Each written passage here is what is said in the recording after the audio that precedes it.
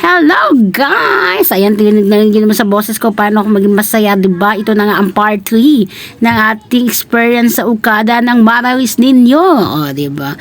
O, talaga napamangha talaga ako dyan. Dito na nga kami, lumabas kami ng loob ng Okada. Pero dito loob pa rin yan. Pero dito kami sa hallway.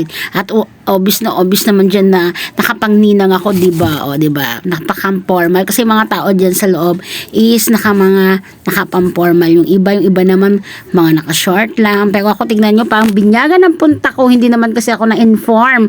Pero at least, diba, alam ko naman na Okada, din naka-formal tayo. Minsan lang naman. Pero feeling ko talaga ninang ako dyan. Tapos, ayan, dito na nga kami. Naghahanap nga kami ng mga food. Pasensya na po mukha ko ang nabibidyohan nyo. Kasi hindi nga ako nakadala ng stick ng monopod na para sana igaganon-ganon ko lang siya front view. Ang hirap nga mag-video dyan. Hindi ko naman mautusan yung classmate kong isa at nagbi-video din siya. O, diba? Ito yan yung mga nakikita nyo sa mga likod ko. Yan yung mga iba-ibang restaurant.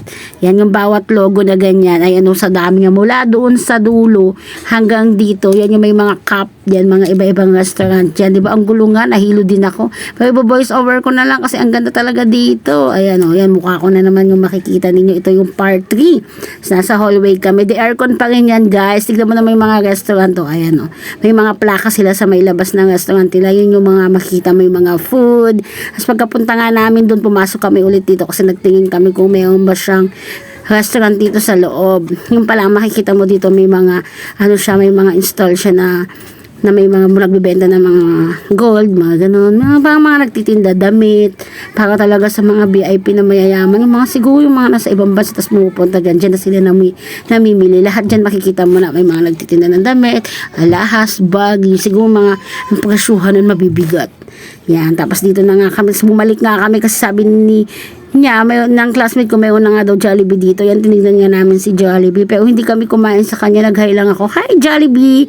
Ang laki pala ng dito, the Jollibee statua. Talagang kahit saan ka mayroong Jollibee. Siyempre, may pumupunta naman kasi dito mga Pinoy. Lalo na yung mga, siguro may mga asawa na taga-ibang bansa. Tapos dito sila nag-i-stay. Siyempre, namimiss nila si Jollibee kasi ang alam ko, wala naman siguro mga Jollibee sa iba-ibang lugar, no? Tapos, ayan, kumain na nga kami. Nakahanap na nga kami ng restaurant. Pero alam mo, kahit lakad kami ng lakad dyan, hindi kami mapapagod kasi hindi ka pagpapawisan.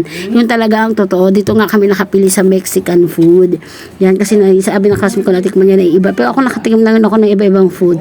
Pero yung Mexican food daw masarap. Tapos pagkatapos nga namin kumain, syempre nagpababa muna kami ng kinain. Lakad muna kami. Tapos naglaro nga sila ng ganito kasi maakit ka sa mga laruan. Di ba mayroon din sa mga SM dito. Pero dito yung mga stop toys nila ang gaganda. Ang babango pa. Na mahaamoy mo siya sa labas.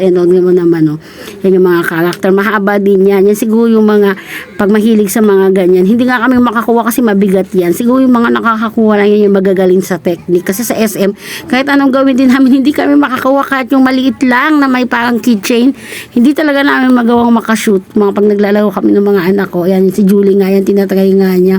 Yan, tapos pagtapos ng syempre pagkatapos natin kumain, kailangan natin mag-refresh ng ganda. O, tingnan mo yung CR nila, parang pwede ka nang tumira, tapos ang luwag-luwag pa, mas malaki pa sa inuupahan kong bahay.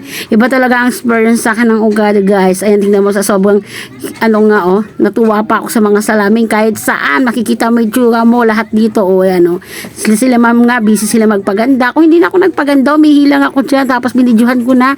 CR pa lang yan, ha? Nakita nyo naman na, diba, bilag ko naman na yung labas, tapos ito sa CR, diba yung CR nila, tingnan mo naman, ang linis, ang bango.